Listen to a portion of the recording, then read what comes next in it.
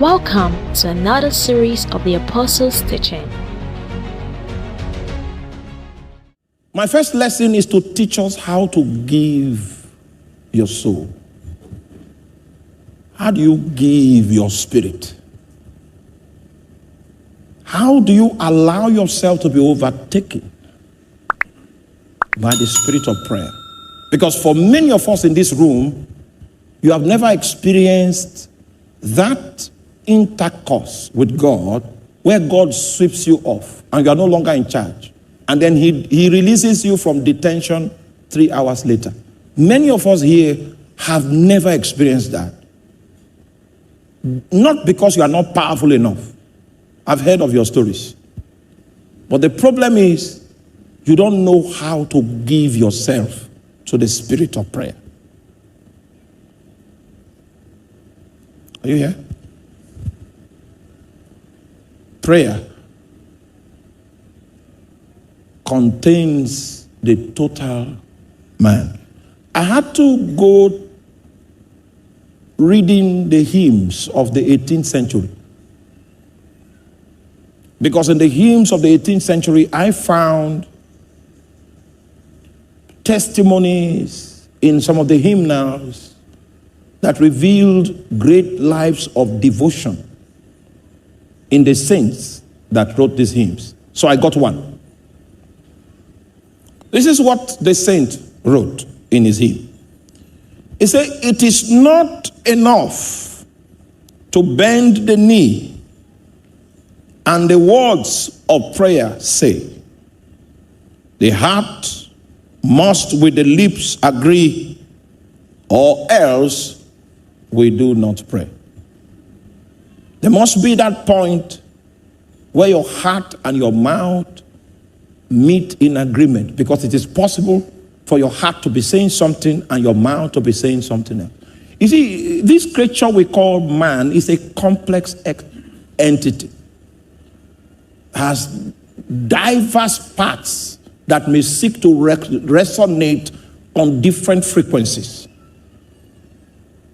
But being able to collocate the parts of this entity called man and to submit such parts to the spirit of prayer so that it can walk out the protocol of bringing you before the presence of God. If you pray this kind of prayer, you will feel God's response on every part you make available to God. You will feel it on your spirit, you will feel it on your physical body, and you will feel it in your soul.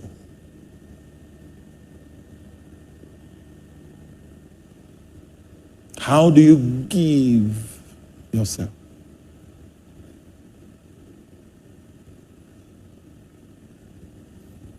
The way to give yourself to prayer is to make what is on God's heart your goal. The moment your motivation for prayer is something that is self-centered, the river of prayer is not likely to overflow you. The moment what brought you to the prayer room is not in direct sync with what is on the heart of God, you have lost the opportunity to be overwhelmed by the spirit of prayer.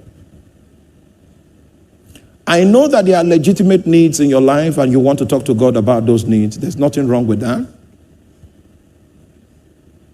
But the reason why you're an intercessor is not to pray your prayers, but to pray God's prayers. So there's a time for you to pray your prayers. But the reason why you pray every day is not to pray your prayers. The reason why you pray every day must be to pray God's prayers. And when your desire in your prayer adventure is to know what is on the heart of God, then the protocol of spiritual intercourse begins, because God begins to share his heart with you. And for every strand of disclosure that God makes, he sucks you into himself. until there is no loose end left. You might find yourself crying and your prayers are not in words that an onlooker can pick and know what you are praying about. That's the kind of prayer that Anna was praying, and even the priest himself could not adequately judge the spiritual transaction that was taking place because it was intercourse. She felt it in her spirit, she felt it in her soul, and she mirrored it in her body. She forgot herself. And the man looked at the woman and took her for drunk. Are you still with me? So if I wake up in the morning, the reason why I woke up that morning is not because I'm smart. I woke up in the morning because God decided to show me mercy. So my day must begin with finding out, why am I here?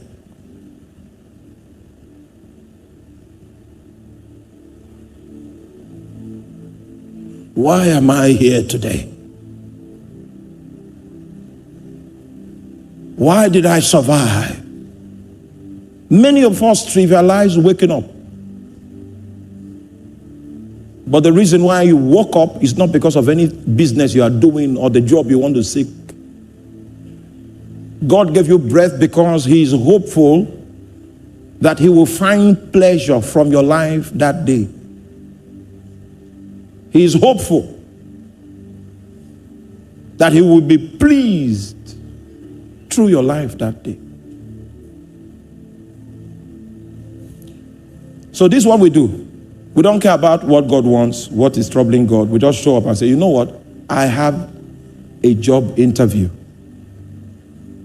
Can you make power available? Manipulate all the people on the panel. Make them accept me. And when you do that, close, you can go on vacation. It's too self-centered to attract the attention of God. Meanwhile, in your world, what you are asking for is legitimate. Yes, keep that one aside first.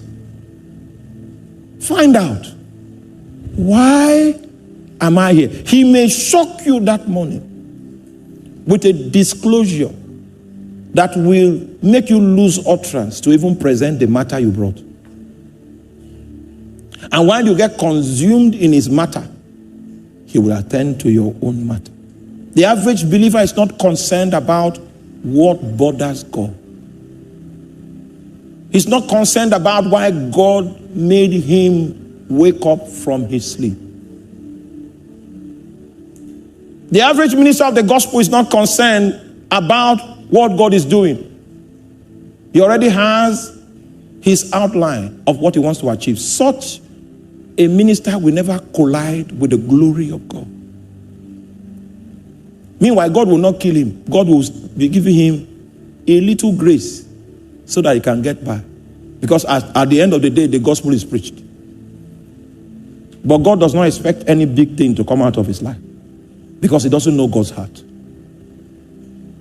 A skillful prayer person that knows that his life depends on prayer begins by attempting to know why. Why did I wake up today? These days when I pray to go preach for meetings, I have realized that God may not be sending me to the whole congregation. He's sending me to one individual in the congregation, and I want to know how to identify that individual. When I started thinking that way, he gives me signs on how to locate that one. 10,000 people. Before I finish, I will find the best. Are you there? Yes, meanwhile, the preacher that preaches a good message and everybody is charged up, he's trying. The one that knows what God wants to do, he is not trying. It is God that is using him. He's not working for God. God is using him. He's working with God. Because he labored to find out what God wanted to do, and then he made himself available to be a vessel. So God was under obligation to reveal to him what he will not reveal to someone that doesn't care about what God wants to do.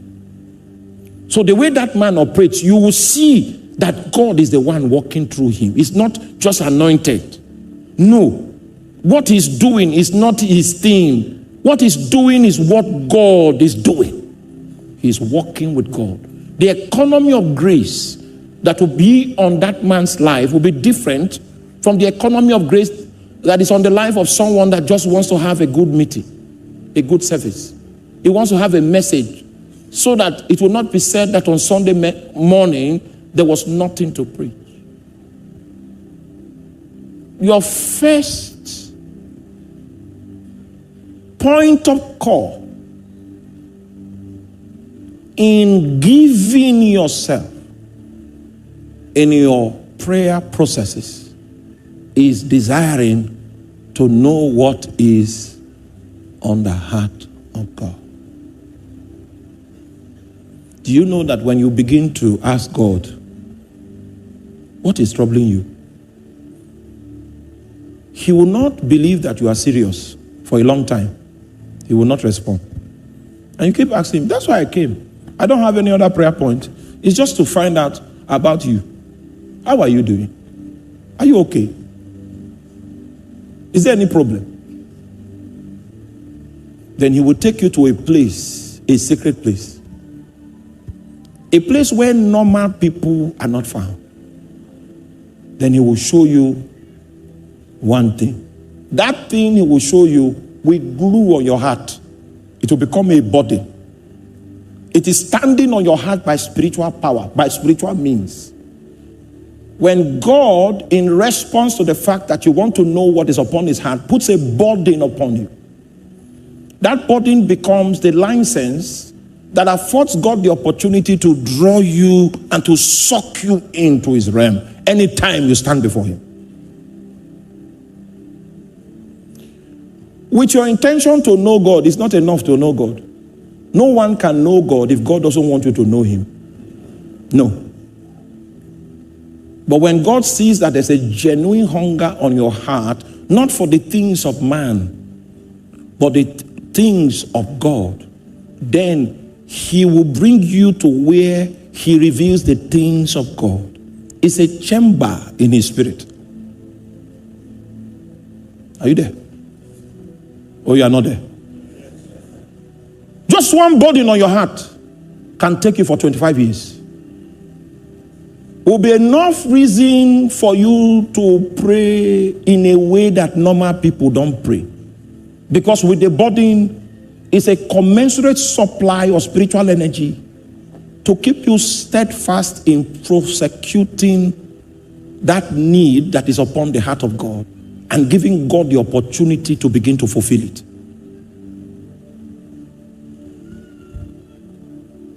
So I've decided not to stay in the outer court. So for many years I was asking God, what is on your heart? What is troubling you now? That was when the Lord told me that falsehood will reach a peak in your lifetime. And because you have asked me, I will recruit you to be one of the foot soldiers I will use against the spirit of deception. Are you there? From the day the Lord said that to me, he removed me from the general pool of ministers and brought me to a place where he shows me the deception that Satan is about to hash. And when you see how vicious it is and how many people it will influence, nobody will ask you to pray. The burden will become your invitation into that place where prayers are made. Are you there?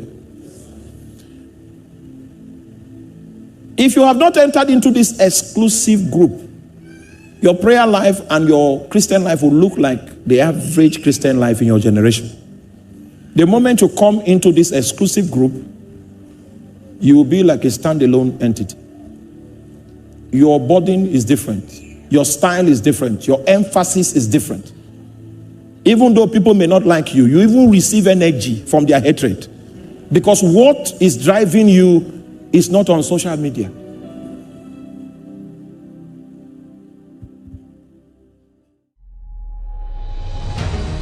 The instruction of the Lord is perfect, renewing one's life. The testimony of the Lord is trustworthy, making the inexperienced wise.